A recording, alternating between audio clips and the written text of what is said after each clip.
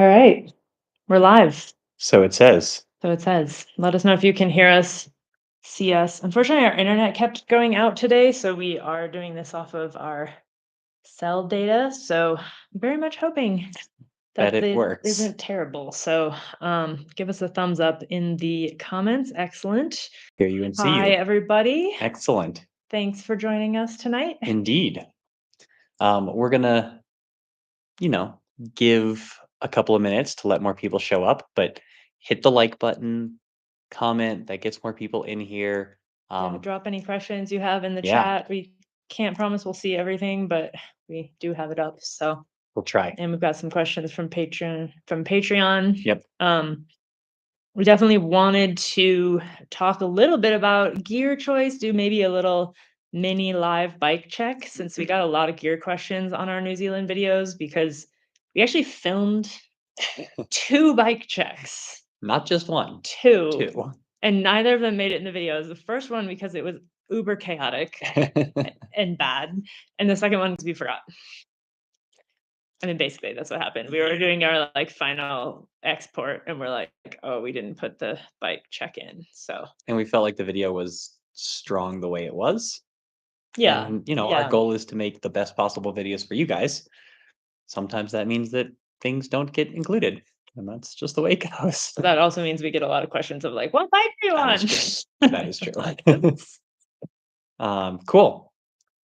Someone asked, "How long has it been since the Volcanic Epic?" Yeah, so our videos are pretty far behind. We're about a month out from finishing the race at this point. So Yep. we finished, flew back 2 days later, which was kind of a mistake. I promptly got the cold that Joe was passing around. I'm just gonna throw Joe under the bus for all of this. Throw him right under the bus.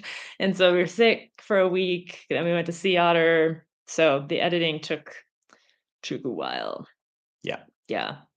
Basically. What trail system in the States do you think is closest to the trails in New Zealand, both for environment and vibe? Mm, Well, New Zealand has a pretty diverse offering of trails, for one. I'd say like some of the stuff we were riding in on the South Island, like is more that kind of big mountain feel that we Yeah. have in the Rockies. And then the stuff at Taupo was loose and rocky and dry and felt a lot like the stuff that we're used to riding here in the American Southwest, Yeah. I would say. Yeah. Sandy, dusty. But the Whaka Forest in Yeah. Rotorua, I think, is definitely sort of similar to Santa Cruz, maybe in terms of Santa Cruz, Yeah. like Galbraith in Bellingham. Yeah. I think the style of the trails is kind of similar to Yeah. Galbraith because that's a working forest as well, so it gets logged and yeah. The crazy thing about the trails in the Whaka Forest is they're clay based, and so when it rains and then it dries out, it's like concrete. Like, it's ridiculous how hard packed those trails are. Which I think gives us an excellent segue into tire choice. Yes. And maybe a little bit of a bike check because someone asked if we did Aspens. I'm gonna go ahead and turn the everybody hold on. Hold. Okay, we can just tilt down. Yeah, there we go. And Mackie's gonna give you a little bike run through because you have the microphone. Because I have the mic. Talk about the bike. Okay. So obviously we are running the new RE Signal Peak 3.0. This bike got launched. When did this bike get launched? While we were in New Zealand, I believe. But we had been riding it for a couple of months, and it's such an awesome bike. It's the bike that Sid and I wanted and got, in that it is super light, it pedals really well, you get great power transfer for going uphill, but the geometry is such that it's just like pretty slack and feels really confident on the descents. And if you don't believe me, you should go watch our videos from Nelson, because that stuff was ridiculously steep. And this bike was surprisingly capable on those trails. So, anyway, RE Signal Peak, we love this thing. Highly recommend it if you are looking for a cross country bike. We're running TR35 Noble wheels, bird spokes, DT Swiss, typically super lightweight wheel sets with wide rims, because what? You're not actually in the front. I know, that's okay. Because the tires we like to run are 2.4s. So I ran an Aspen on the front and the Aspen ST, so like the super lightweight or super semi-slick, fast rolling Aspen version, Aspen ST, whatever you want to call it. Um, the only Well, so Sid ran the same thing except Aspen front and rear, no Aspen ST. And then the one change I made from my usual setup of tires, because I generally run this setup, is that I did not have an insert in the back. And that was because the trails are so fast, but there's not really any rocks. So I wasn't real worried about any kind of like hits. So I took both of my liners out, and that was a great choice for that area. I was very happy with it. Shimano 12-speed XTR drivetrain, the new Fox 34 SL fork, and we are running these at 130 mils because it's the same 130 mil, 120 mil, 110 mil. You just put a shim in there to make it only be 110 or 120. And we're like, if it's going to weigh the same because it's exactly the same fork but with a shim, why not just have the extra 10 mils of suspension? And that's what we did, and we were both really happy with it. Um, yeah, it maybe wasn't necessary, to be honest, because once again, the trails in Rotorua were like pretty smooth a lot of the time. But in Taupo, they're a little rougher. And also, like when Sid tried to OTB herself by going into that hole, it's possible that that extra 10 mils made a difference. Would we consider 4-piston brake? Would we consider 4-piston brakes? Yes. We've been running 2-piston brakes on our XC bikes for the last 3 years, probably.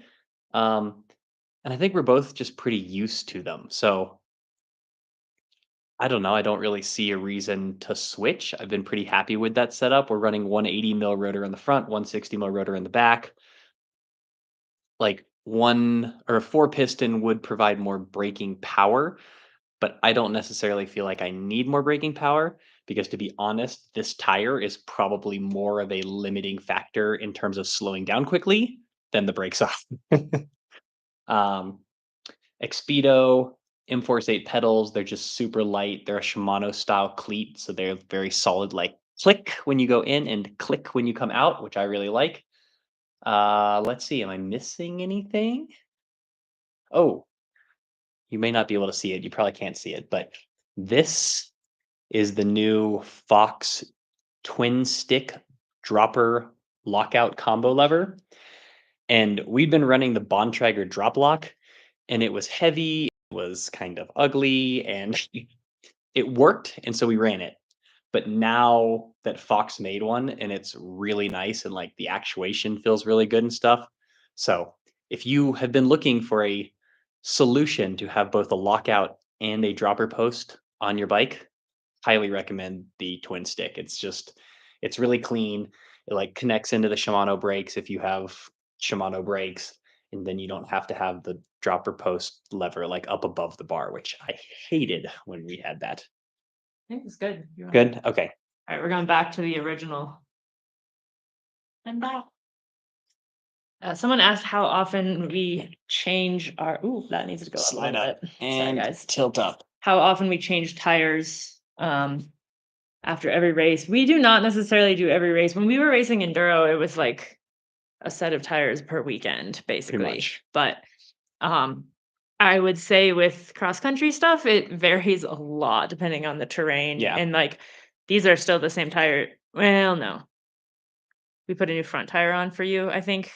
Actually, no, I think these are the same Yeah, tires those for are the me. same tires he had. Because the stuff in Rotorua just didn't tear up tires the way Yeah. some things that we ride. And then when we got back, I didn't ride this bike a whole lot. I was riding my bigger travel bike, whereas Sid did ride her Signal a little bit more. And so we took her front tire and put it on the back and put a new front tire on. So to answer your question, this is 5 race days in Rotorua plus the whiskey off road of tire being used. And I am going to replace it before the next race. But I mean, I feel like that's pretty good. Someone asked, I can't even see the comment anymore, but I saw it pass through, asked about the short dropper post, which these are 150. Mhm. Is that short these days? I guess that is short now. Mackie used to have a 100 mil dropper on his single speed. No, I think the single speed was even less. I think we had hundreds on our Niner rockets because they didn't make an they didn't make an Yeah. SL that was the right Yeah. thing. Anyway, Um, 150 feels hot like plenty. take, which I guess you guys love it when I have a hot take. I think the dropper post situation is like getting out of control.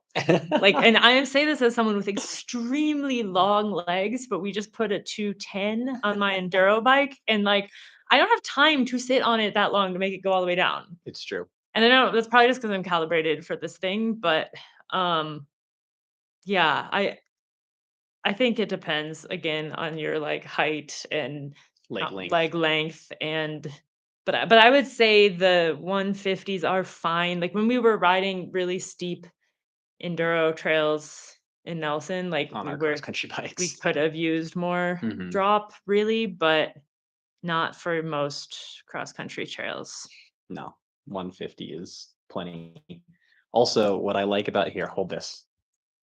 This is what I like about. This is the mic. I know, but I'm just gonna go. Oh dang, I can't go that far. Okay. Turning, Mackie's messing turning. everything up. Okay, this is what I like about this dropper post.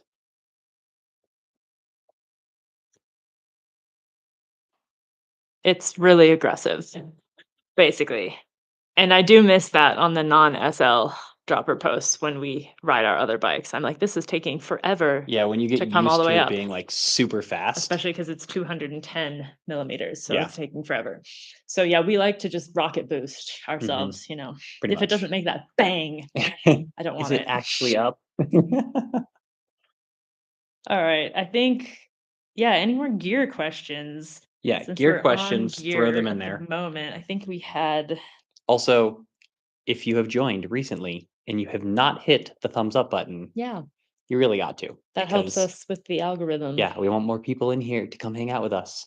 Yeah. Um, Someone asked if we wanted to do the Waka 100. I would love to do that Oh, race. That yeah. seems super cool. It's hard because it's in October, I believe, so that's a bit soon for us to be going back to New Zealand, even though we would love to go back, but, I don't think that's realistic for this year, but hopefully one day.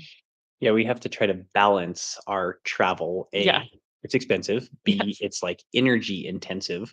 So trying to figure out like how to do that is, we have to be careful about how many trips we take. Any plans to get back on the single speed?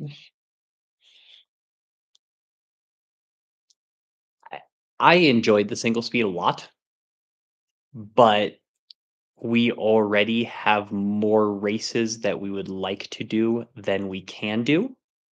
Does that make sense? Did I say that right? Absolutely, yeah, Yeah. yeah. So there's already so many races that we want to do that like we have to not do some of them. So adding in even more races because they'd be fun to race on single speed. I It's a little hard to It's a lot. justify, I Yeah. think, yeah, Yeah. yeah. Question about brake pads. Mm. KO4 ties or the KO4s. Basically, it's the metal, not the resin pads that we both prefer. And basically they bite really hard, but they have a lot of power and they're great in both wet and dry conditions. Sometimes they can be a little noisier, but personally I don't mind it being a little noisier to have really, really powerful braking. And that's true for us on all of our bikes. We run metal pads on all our bikes. Yeah. Yeah. I like the metal pads. It's easy to have one choice. We make It's a true. lot of Yeah. decisions on here. Some things need It's a to good be just point. like a Yeah. a given. Yeah. Also, Byron has provided a fact check in the comments. Apparently, your Thank you. single speed has at least had a 125 mil dropper when we sold it to him. So there you Well, go. there you go. Prove me wrong. Thanks, Byron. All right, so I think we will move into some questions from Patreon, which I've kind of seen reiterated through here. So I also am gonna just say, Mm. if you consider joining Patreon, it would really mean a lot to us if you Yeah. did. Like That's definitely like how we're able to do these 100%. events. Yeah. Like the YouTube AdSense is pretty minimal. Like, if you're a YouTube creator, no one's getting rich off AdSense. I mean, unless And no you're one's getting rich getting racing bikes in yeah. general, but Well, if you're getting millions and millions of views, you might be making good AdSense, but like that's not our situation. So it's really Patreon that makes it possible. So thank you to everybody who is on Patreon. We really appreciate you guys. If you're considering it, I promise it's worth it. It really is. So yeah. So I'm going to kind of go through these a little bit by theme because we had a lot of questions that basically just pertain to travel. oh, nice. So I think we'll start with the travel questions. Mhm. To go in chronological I can't talk Chronological tonight. quarter. Basically, how do we travel with our bikes? How does that work? Mhm. It is something that I think we've gotten very good at because we've done this a lot. And I think more recently we've like streamlined our systems. Yeah, we can pack or unpack both of our bikes usually in like half an hour to 40 minutes, I would say. So the bike packing is not the stressful part of the packing. No. It's fitting all the tires. We only brought 11 tires. It's not much. Yeah. So we didn't use 11 tires. No, I'd we just like to didn't. say. No, we didn't. But if it had been muddy, We would have. you yeah. would have been really sad not to have those mud tires.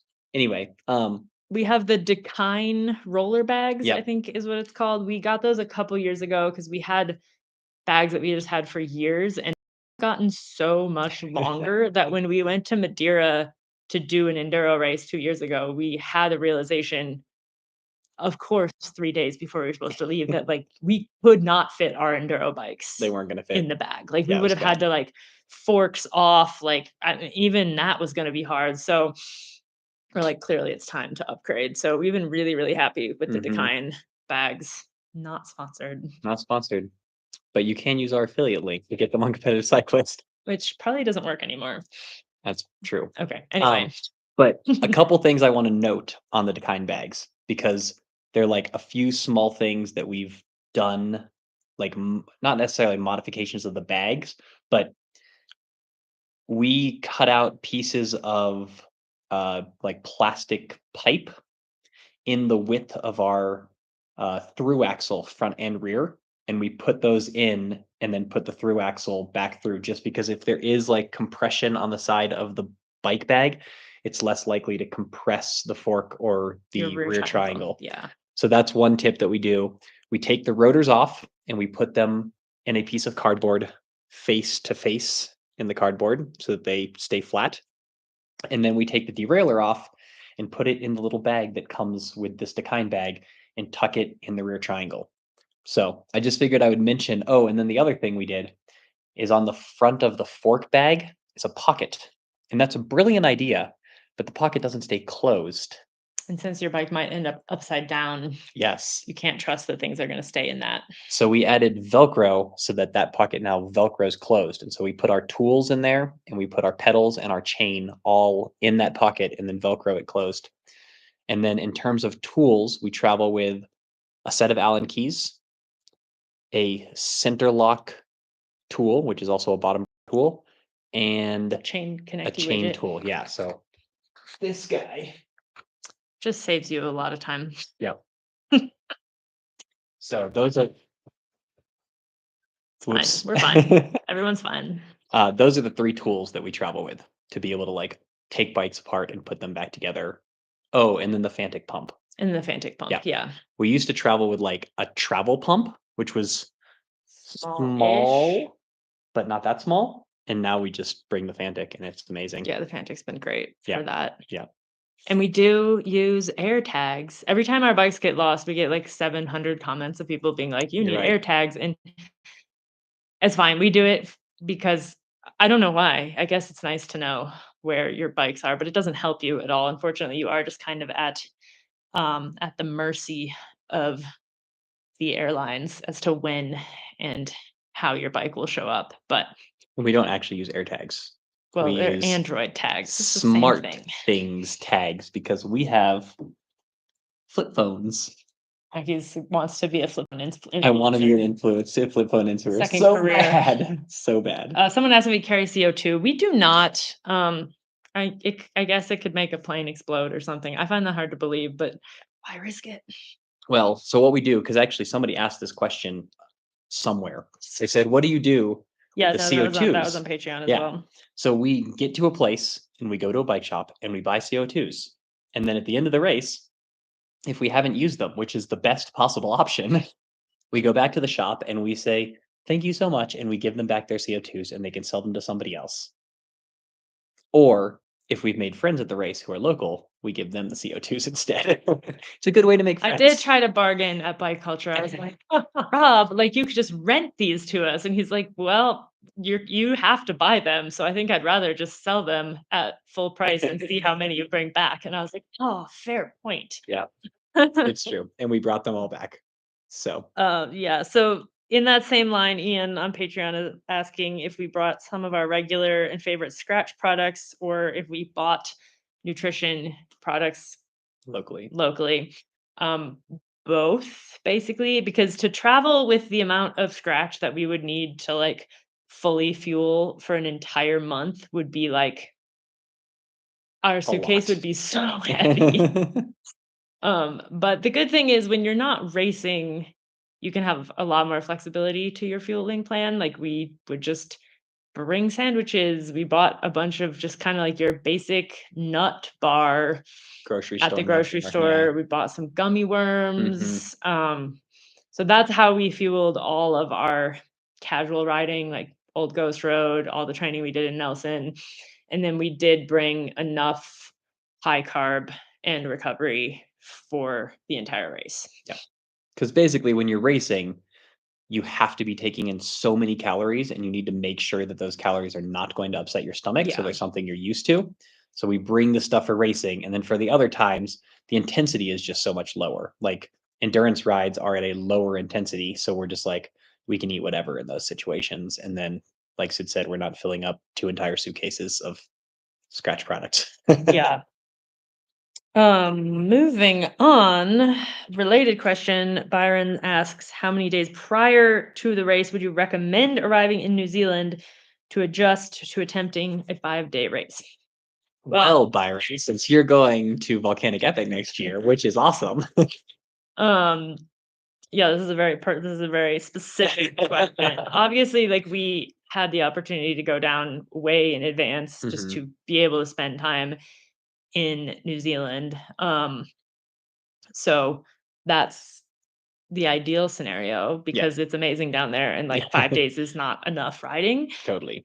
I will say like the jet lag is not terrible going to New Zealand because at least from the Western US, it's basically a 3 to 5 hour time difference, kind of depending on daylight savings time.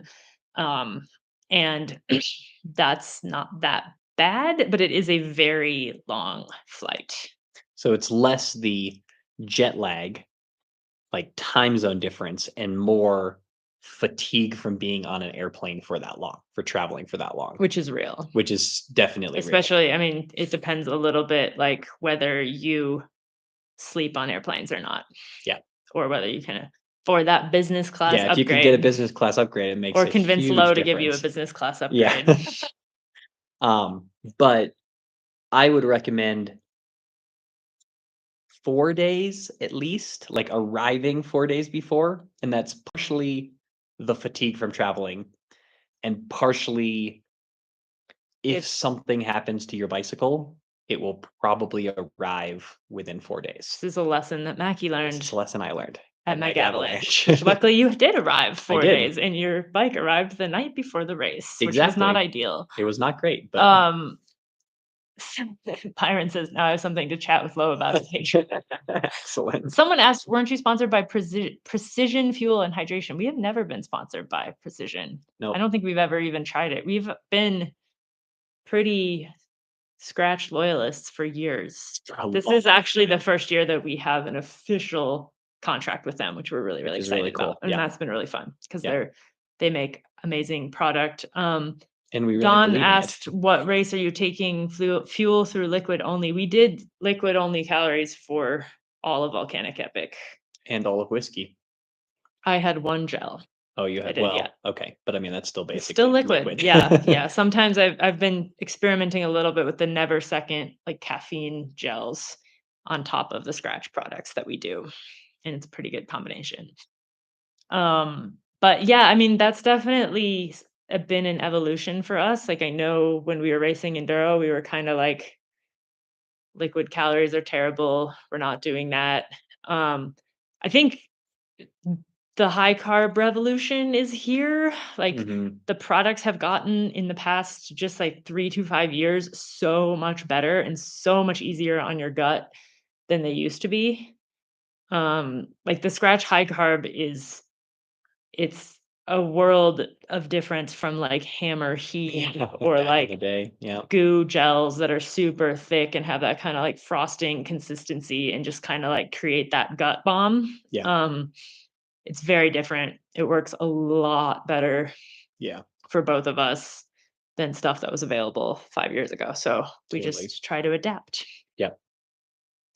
Um, Well, since we're on the topic, how do you calculate how many calories you will need to intake for practice and for races? s Because there's also a yeah. question on Patreon that basically, where well, I don't know where it went, but they asked, "How do we know that we're eating enough and not eating too much during a stage Oh, race?" yeah, that was a Yeah. really interesting question. Okay, so first part, Dina, the dietitian we work with, her recommendation was, I believe, 50 to 90 or 60 to 90% of the work of the calories that you're burning, you try to replenish per hour. So, for example, one of the race days, day 3, I averaged 300 watts per hour for an hour and a half. So the way you do it is you take your average wattage per hour and you multiply it by 4 and you multiply it by the number of hours, and that will give you like your total calorie burn approximately. That's a rough approximation. It's But a rough approximation, but if your power meter is working correctly, it's, like, pretty close, yeah, like, much closer than, like, a heart rate estimation. yeah, Yeah. yeah. So 300 calories an hour times 4 is 1200 or 3 I'm sorry, 300 watts an hour times 4 is 1200 calories an hour. So half of that would be 600 calories.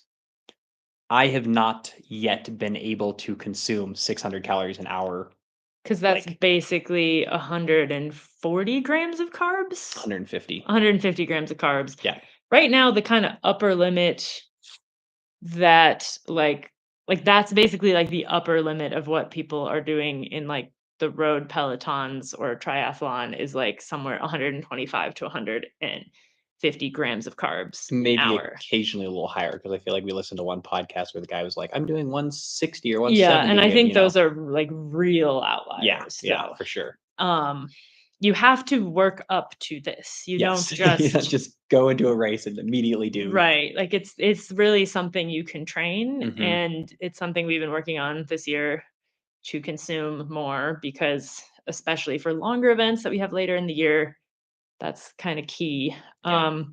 So I think in terms of the question on Patreon of, like, how do you know, like, how do you eat enough and not too much? Well, before you go to that, Yeah, but go ahead. just to finish this question is like, how do you calculate that?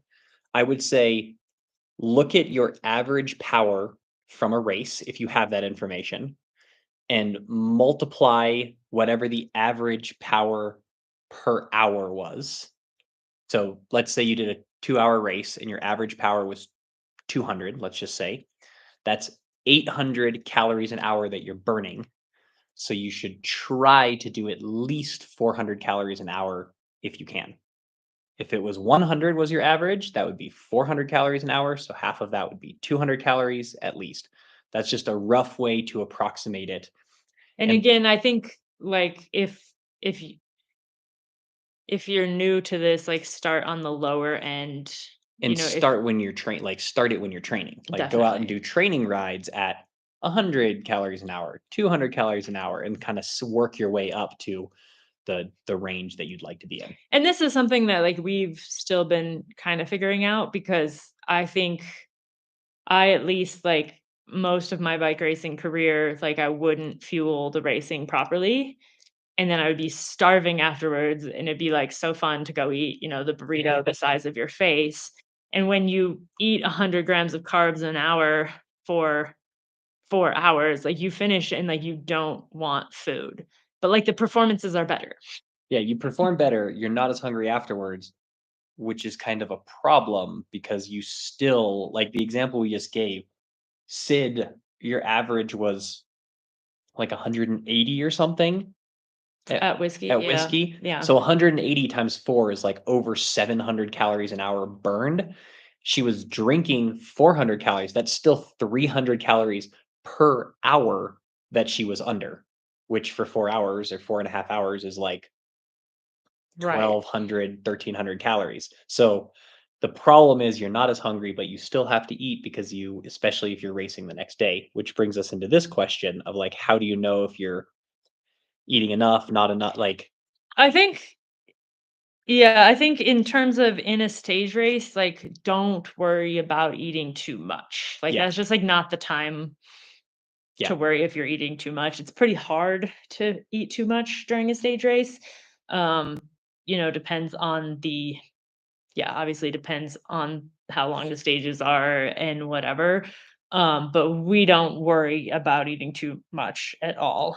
during a stage race. Like, Yeah. we're trying to fuel really well during the stages because it is so hard to stay on top of that Hmm. calorie burn. So really you can kind of eat whatever you want. Someone mentioned recovery drinks help, like Hmm. absolutely. And if Um, you do, like, if you, we should ask Coach Mike about this, but my feeling is if you do eat more calories than you burn that day, all you're doing is setting yourself up for better results the next day and the third day and the fourth day and the fifth day because like the worst thing you can do is not get enough calories and kind of like work yourself into a hole. So personally, I'd rather eat too many calories and therefore like fuel the like later days of the race than eat too few calories and end up going into the later days like in a calorie deficit. yeah, it like stage racing is not a weight loss plan. No. In fact, No. you will probably, if you do it right, you will gain quite a bit of weight in terms of not fat, but inflammation and Mhm. water retention and Yep. um, if you're staying hydrated Yeah. and whatnot. Someone mentioned like as a salty sweater, I'm also a very salty sweater. So Yep. like electrolytes are definitely part of that. And that one of the nice things about a race like the Volcanic Epic is the stages were not super long for us. So we didn't have to worry a ton about like having the electrolytes super dialed like for with what we were consuming during the race. Nor was it especially hot. It was hot the first 2 days. I thought it was hot. It could have been a lot It could hotter. have been hotter. Yeah, but I think because it's like, oh, you're racing for 2 hours a day, like, you have the entire rest of the day to, like, stay on top of that hydration Yeah. every single day, Yeah. and then, like, you're starting in a good place the next time. Yeah. So, yeah. Uh, I'm just trying to stay somewhat thematically here. I think we could talk a little bit about recovery, um, kinda have questions like we talked a little bit already about the flying, recovering from the trip Mhm. is sort of the first step if you're doing an international race, and that's hard if it's Yeah, it's yeah, like, it's the jet lag, but it's also, like, the flying. We did bring the princess pants yep. this time around, which are the Therabody compression pants that we use, They're called the jet boots. that's what it is. Yep. We call them the princess pants because whenever you're in them, you can't do anything because 'cause you're stuck with your legs in these squeezy things, and so you get to act like a princess and everybody has to do things for you. You're like, "Hey, I forgot to get water. Could you bring me water? Hey, I forgot to get a book. Could you bring me the book?" So, princess pants, highly recommend. We use them Yeah, every night, and that was basically. definitely, like, helpful during the race. Yep. I think, there's no magic recovery tool. There's no magic recovery supplement. There's no like most of it is sleep and like eating enough and hydrating. Yep. Like those are like the big things. Yep. Basically. Um Yeah, and it's like, it would be fun if it were just like, "Oh, just use the jet boots and you'll be good to go," like, Yeah. one-time purchase, miracle recovery, but, like, honestly, like, sleep is the biggest thing. Yeah. Yeah. So we've been wearing apps for a couple of years now, and basically what we have learned from them is the only thing, not the only thing, but the thing that makes by far the biggest difference is sleep. It's like 10% increase of recovery with sleep, and then everything else is like 1%, 2%. So it's really sleep that matters. So try to get to sleep at a good time and, Yeah. have that be consistent. And yeah, that'll help you the most. Yeah. And I think we all kind of like know what we need to do to get quality sleep. Like there again, there's no magic bullet. It's like get off your phone, like don't drink alcohol. Like like these are all like pretty well-known things that affect sleep, but it's not always easy to do in practice. So I think the more racing and training we do, the more we realize like the big things are the little thing, like the little things are the big things. But we know what they are, like, that's not magic, it's just kind of this consistency of, like, getting good sleep 90% of the time Yeah. and doing what you need to do that. Yeah. I know. I need to go blow my nose. Mackie needs to blow his nose, so I will answer. It's allergy season in New Mexico. It's been really terrible, actually. Um, Don, thank you for the super chat. And how do you figure out pacing for a long race? Don's doing the Mohican 100K in Ohio, estimating a 9-hour finishing time, hoping to average 70% of FTP. So, man, pacing is hard. I think I am sort of in my post pacing era, if that makes sense, in that I used to be really good at pacing, quote unquote pacing, but I think it often meant that I was actually not going hard enough um initially. So now I just ride like a bat out of hell all the time. Not actually. Also, we would not recommend this as a pacing plan. I'm just gonna say I that. know, Like, that's what I'm saying. yeah. I'm saying don't do what I did for all of Volcanic Epic, which was like 120% of FTP for the first hour or whatever, Yeah. or 20 minutes. Um I think that having a target is a great idea, and it gives you an idea of how long you're probably gonna be out, how much fuel you need to consume, like how many calories you need to take in. I think it's a great idea. The key though is don't get so stuck on that time that if it looks like it's not gonna happen, you get upset and go crazy. Like yeah. that's the danger of having a like target time is sometimes you're just wrong. And then when you realize you're wrong, if you're too stuck on it, then you just are like, ah, I'm terrible, I'm slow, blah, Instead, you just need to be like, here's my idea so that I have a plan. And if that doesn't work, or if that changes, like, I'm going to have a different plan, and that's okay. Yeah.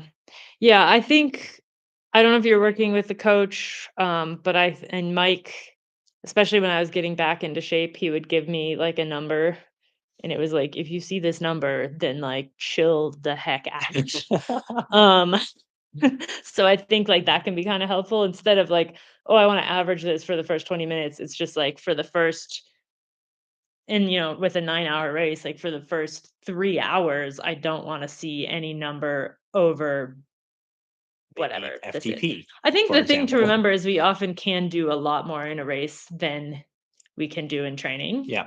So it's not like you see that number that's higher than you're used to and you panic. No.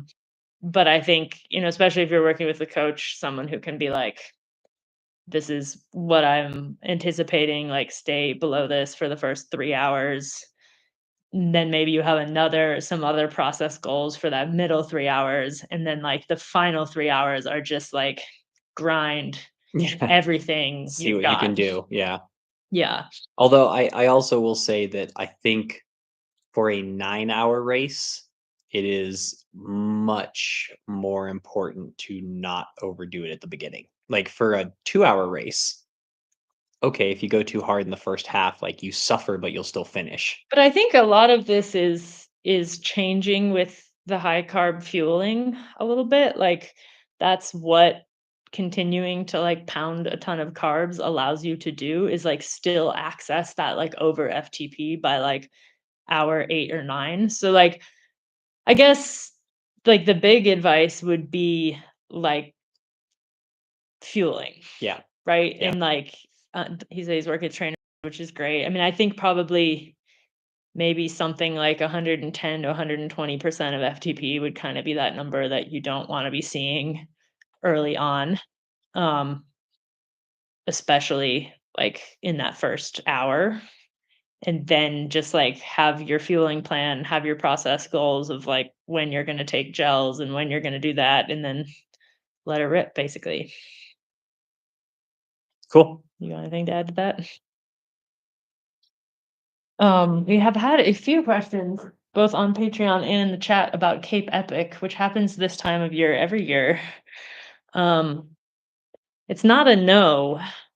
It's just not it's a race that's been a little hard for us to prioritize because it doesn't have a ton of technical single track. Yep. And someone commented recently that, like, maybe you're not allowed to film in it anyway because it's a UCI race or something. I don't know if that's true, but that would obviously be a bit of a That would be a downside. bummer. Like, we I think it would be one that we would mainly be going to do to, like, do cool videos versus, like, a race that we feel super called to do. I think I think our marriage would be fine. He asked if our marriage Yeah. would survive. We're pretty Yeah. good at racing together. I think Yeah. we'd be We're fine. pretty good at that. Um, Also, I think because the co-ed category is not like the UCI like big yeah, right. category, so it's like it doesn't really get any coverage from the race itself. Like that's kind of a I don't know. It changes it a little bit. Like when we go to races, we race in the highest category. And so for this, it's essentially if the co-ed just is not Still really fast oh, though. it's still very fast, but it's not like a prioritized category from Yeah. by the race. Right, so it doesn't get separate starts and stuff, and Yeah. I mean, Cape Epic is kind of a circus, like, so many people do Mhm. it, which is not really my personal, like, favorite Yeah. way to race Yeah. because they just end up with kinda aggro trail interactions and, like, Yeah. so, again, like I said, it's not a no, but it's also not It's on not the the top of top the of our bucket list. list. Yeah. I think this is a question we can answer pretty quickly. Someone said, a Kiwi here, what USA race would you recommend above all others? I would say if you're going to travel from New Zealand, and I'm curious to hear your thoughts on this, to the US to do a race, I would do Breck Epic. Or Moab Rocks. That's true. Because I think both of those you get terrain that is so different than New Zealand. Yeah. And Breck Epic obviously would be hard because of the elevation Yeah. piece, but you also get 6 days Yeah. of insane riding. Yeah.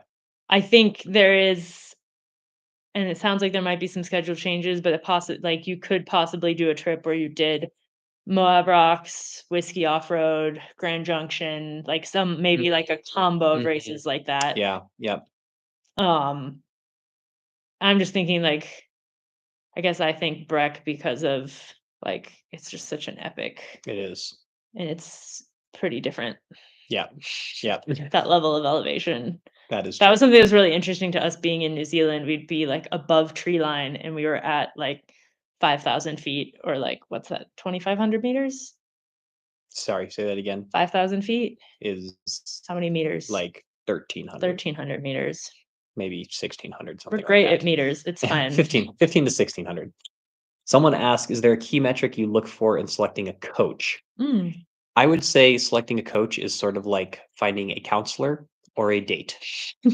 You should, and most coaches will like, they'll have an initial call to sort of see like, does this seem like it's going to be a good fit? What are you looking for? Is this something that I'm good at?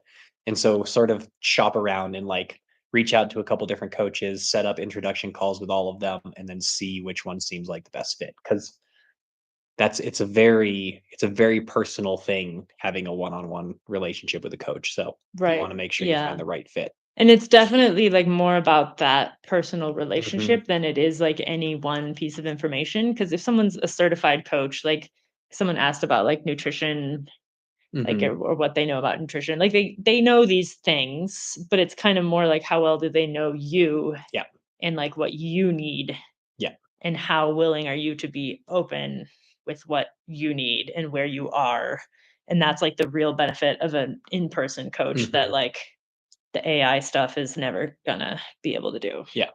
And hopefully, if they're a good coach, they're staying up to date as things change. Like Right. Coach Mike is like, it's so crazy, all the high carb stuff nowadays. Like, I never thought I'd have athletes doing over 100 grams of carbs an hour. Like, but he's been staying up to date on this, so he knows what's going on. And it's yeah, that's an important thing to look for. Also, I'm just gonna say in this moment, brief moment here, if you haven't hit the like button, please hit Yeah. the like button. We've got 340 people in here. Let's try to get it over 500.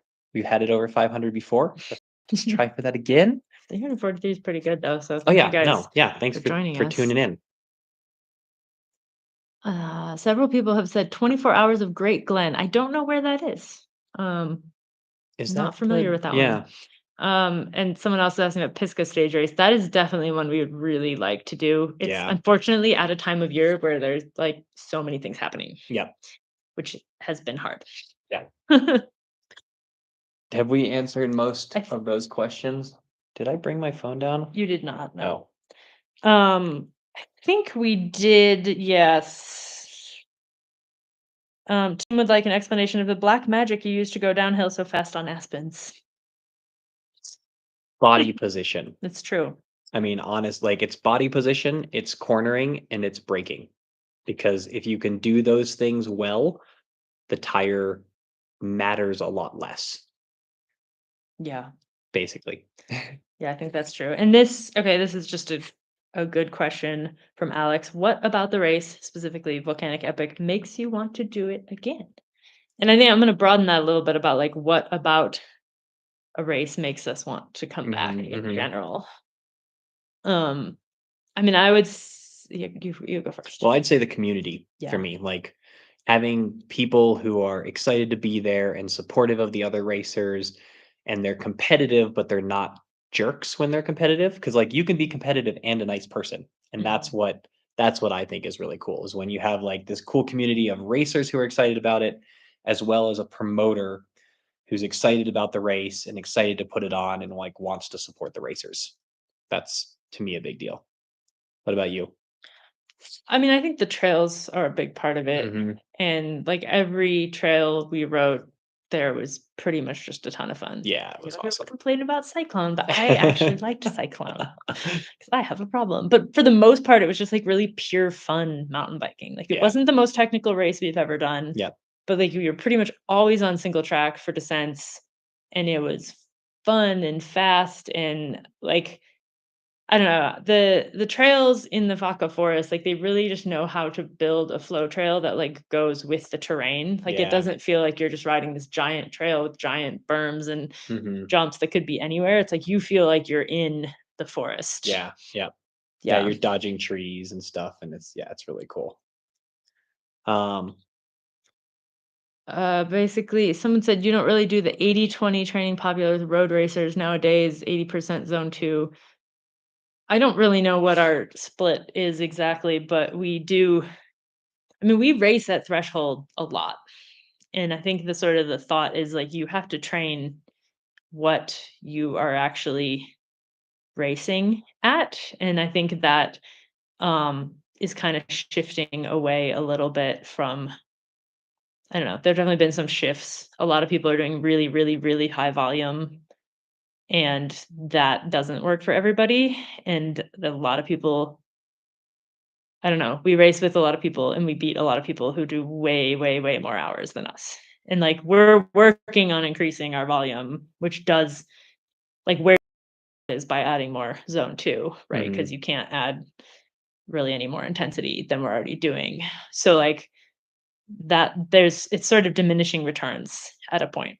Well, and it's yeah, I mean, it's sort of like we like to talk about minimum effective dose. Mhm. It's like if you're sick, you don't just wanna take an entire bottle of medicine every day. You wanna take, like, the amount of medicine the minimal amount of medicine that you need to get better. And it's same thing with training is like I want to do the minimum amount of work necessary to see the improvements that I'd like to see. Because I like my bike, but I also like other things. Yeah, and again, I think like as we, and by we I mean kind of collectively, like athletes and the sort of greater knowledge, like as we get better at fueling, like the more you are able to like do higher intensity work, which means you can get faster. Yeah. Um, yeah. Yeah. Right. We had a question on Facebook, I think, about working with a dietitian for enduro Yeah. versus cross country. And I think that this was a question from Mike. I think that that working with a dietitian actually has less to do with on the bike than it does with off the bike. And I think that like working with a dietitian just from a general life standpoint is probably the more valuable thing. Cause like on the bike, at least from a cross country standpoint, you basically are trying to consume as many calories as you can without upsetting your stomach. For enduro, you're trying to like make sure you're consuming enough calories throughout the day, consuming things that aren't going to bother you when you're going as hard as you can downhill. That's all pretty straightforward. It's the off the bike stuff. It's figuring out how to like make sure you're eating the right amount of calories for the amount of training that you're doing, for the amount of work that you're doing, and figuring out like, okay, here are my goals. Like from a diet standpoint, having somebody who can help you reach those goals by like making little tweaks here and there. That's what was the most valuable for us, was working with Dina, who was able to say like, oh yeah, you can just swap this for that, or you can just do this, or like make sure you're doing this amount of protein after this kind of that was really helpful for us. So it was less the on the bike stuff, and therefore I think it's less. I don't think it's applicable just to cross country. I think it's applicable to life. Totally. Yeah. I agree. I would also add though that I think if we were to do serious enduro racing again at this stage, like I would think a lot more about how I was feeling. I Hmm. think there is kind of this thought that like it doesn't matter, you're just going downhill. Obviously, that's not true. I'm curious. I'd be curious to talk to people who are racing enduro at a high level now and like, is that fueling changing? Because like, when we were racing enduro, it was, like, really haphazard, like, nobody really had a plan, Yeah. like, Seemed it like was it. kinda like, "Oh, maybe you'd eat a bar or a gel, like, before this stage," or, like, a Yeah. sandwich or a bag of pasta I would see occasionally, you Yeah. know? Yep. Um, so I would be curious, like, what would happen if you did, like, apply kind of a high carb approach to enduro racing? Mhm. Because I feel like it would probably help because Totally. it can't hurt to be, like, well fueled Yeah. and sharper for the race Going specifically. downhill. So I Yeah. think if it is something, if you are working with the dietitian and like that and you're racing enduro, like, I would definitely try to, like, incorporate that Mhm. where possible. Yeah. We had a question, how do we manage battery life? Hmm. We run our GoPros on 1 minute record. Yeah. So they automatically stop after 1 minute. So if we hit the button and we don't hit the button to pause them, they just stop after a minute. And that has made both the batteries last longer and the editing a little bit easier, because instead of having these long sections of footage that we just aren't going to use, we kind of like turn them on and say something or get a shot that we want, and then they turn off. And that's a lot better. Yeah, that's definitely better. It's not really feasible with the kind of racing we do to do any sort of external battery packs or like there's definitely things we've missed by doing that, but also like as it is, we have a what like 60 terabyte NOS server full of footage. Like if we had continuously recorded everything for the past I don't know, 7 years that we've been doing this, like, it would be an absolutely unmanageable amount of data. And we like keeping our old footage because we like to be able to like include bits and Yeah. pieces when we're talking about an event that we did in the past, and we wouldn't be able to store that data if we record it continuously. Yeah, Okay, I think we've got maybe, like, 5 more minutes here, so if people wanna do we can do rapid fire rapid fire. Here, hold answers. that. I have to blow my nose again. Okay. Hand tattoos, do they make you faster or just more awesome? I think they would definitely make you faster. That is my scientific opinion. Someone said, as more of a Zwifter and roadie, is the whole heart rate, lactose, and glucose monitoring a thing in mountain bike as XC, especially in training? I mean, definitely heart rate. I mean, lactose, we have not done the like specific finger prick testing. I feel like I can kind of go on vibes and know when I'm Well, approaching that. we have done the VO2 max Sure, testing, which sure. had, based on exhalation, so CO2 exhaled, you can kind of calculate the same thing. So Yeah, I mean, I think definitely mountain biking is not as scientific as like or not as quantifiable as road racing, especially like the kind of events that we're drawn to, like have that sort of X factor of skill and how fast can you move through tight corners, and that's what makes it fun for us. Like we like the data to a degree, but like I also kind of hate the data.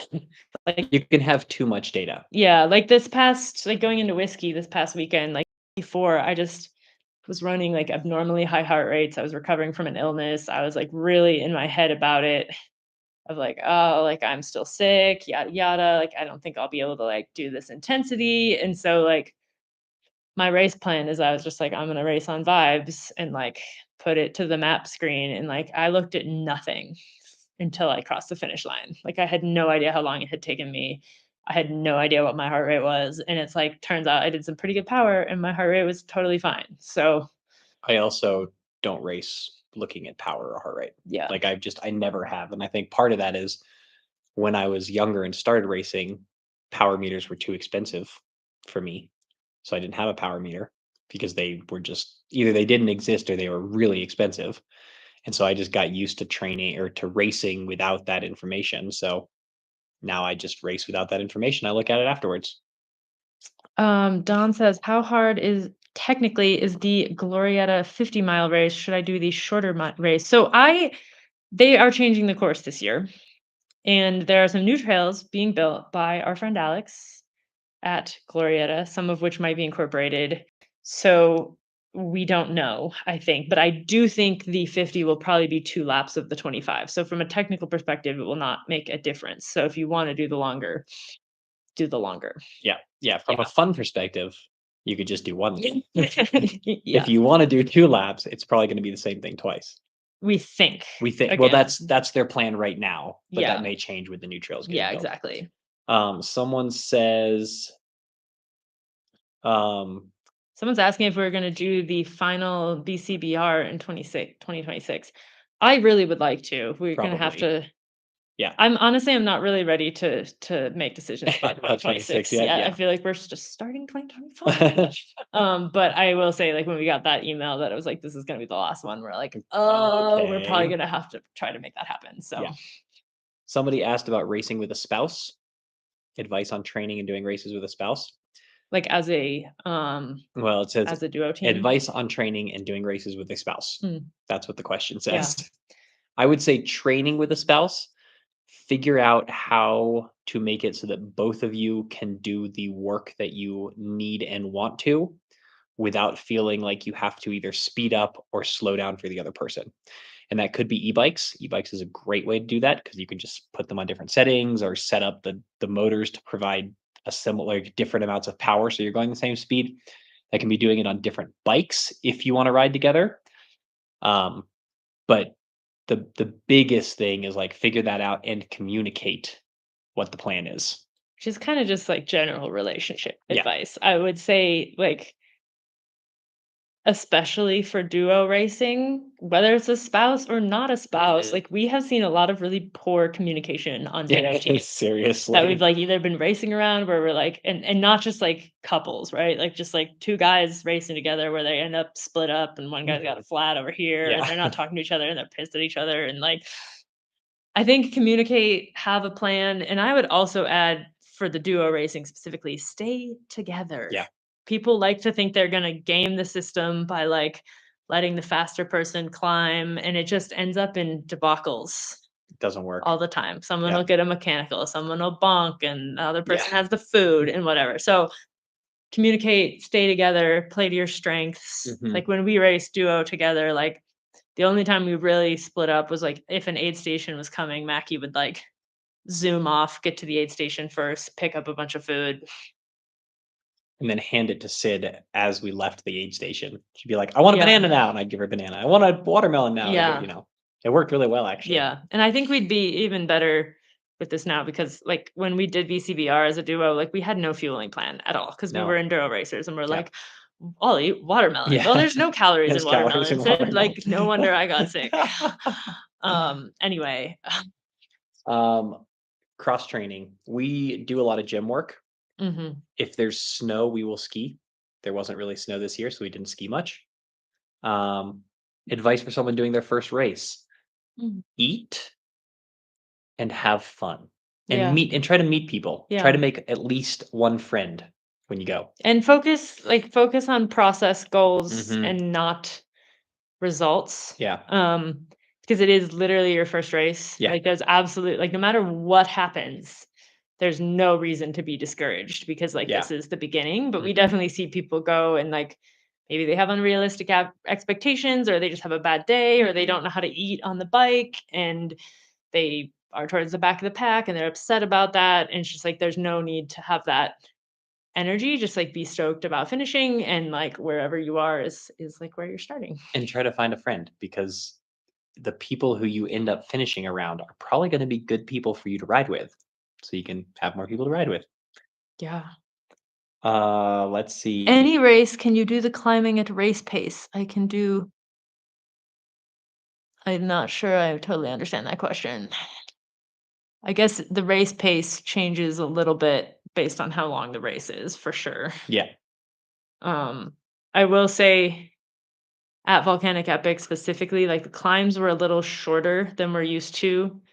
Not all of them, but like many of them were shorter. And so I definitely like found like, oh, I really can go this hard over and over and over again, which was it was just really hard. Like, it was painful to go that hard, but, like, I never really bonked or cracked. Or cramped, or yeah. I did cramp a bit the second day because I Yeah. got so hot and dehydrated, but Yeah. yeah. Yeah. Okay. Last 1 minute to ask Yeah. questions. Yeah, there we Someone go. wants to know if we're doing Road Apple Rally this year. Yet to be Undecided. determined. When's Patreon camp this year? I think the dates are on Patreon, and we're gonna have a post soon with signups and Yeah. info about that, so Where it will be a Glorietta again. oh, sorry, I can't read. There was a win earlier. Okay.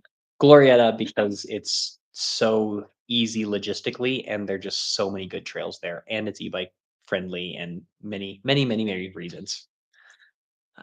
Said I definitely FAFO'd at my first race Yeah. on eating hydration. Don't worry, I did that for my first, like, Oh, 10 years of racing totally. bikes. Yeah. So, Yeah. we're just learning. Yeah. Yeah. We're all learning. There was one question higher up, basically, like, where am I with my expectation or, like, what were my expectations coming back from injury? Have I Mhm. exceeded that? I don't know if I've necessarily exceeded it, like, I still think I can get a lot faster than I am, but I guess it depends at, like, what point in the injury. Like, there was definitely, like, kind of a low point where I was like, "I don't think I'm ever gonna ride a bike again." Um, I feel like from when I started to recover, I was like, "Okay, I can do this." And this is definitely, like this is what I've hoped for Yeah. sure. Yeah. Someone wants to know, how do you practice fixing a flat?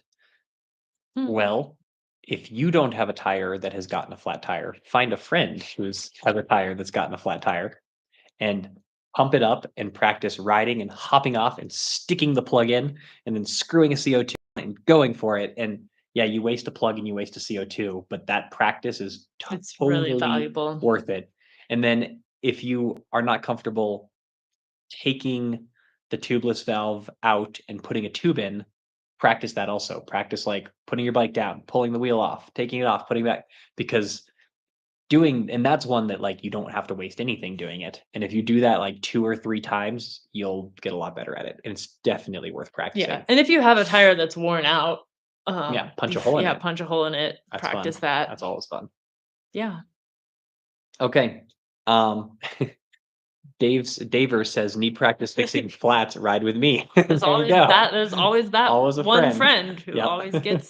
always gets flat. Someone asked if we were gonna get an RE dirt jumper. That that would be fun. We don't really have anywhere super close to our house that has dirt Yep. jumps, Although there's some discussion of a dirt jump park like 2 blocks away, at so which point we would definitely get which the would be dirt, great. but I don't think that's gonna happen in, like, the next No, year that's gonna or be, 10 like, years or multiple whatever. years from now. Alright. Thank you, everybody, for tuning Yeah. in. You guys were a blast. We're gonna go eat some potentially second dinner. Yeah, and we'll catch you next week with the whiskey video, so Yes. stay tuned for that, and thanks for tuning in.